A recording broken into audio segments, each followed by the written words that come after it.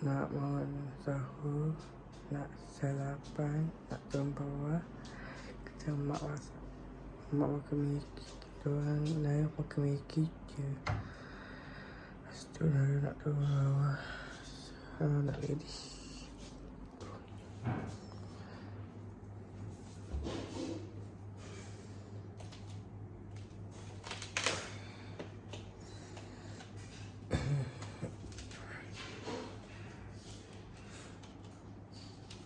Alhamdulillah.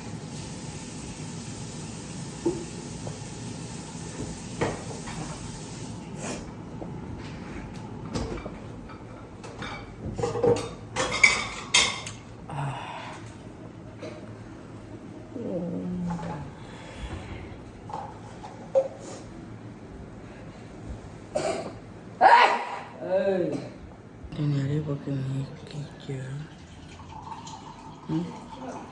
Okay.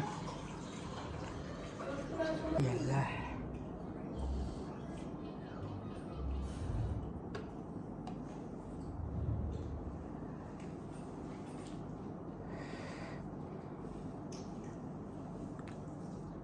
Boleh tak?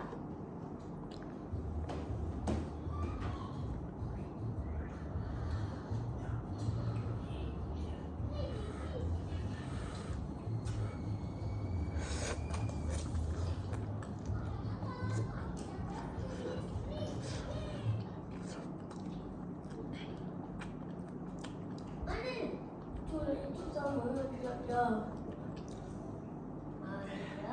Kan dia. Itu dia nak English. Balah.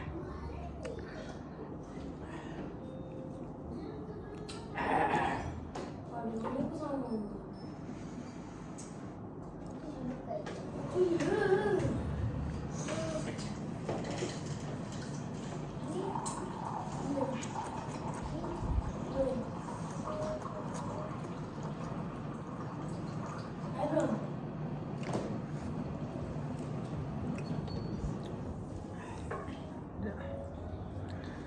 Tadi harus sambung balik.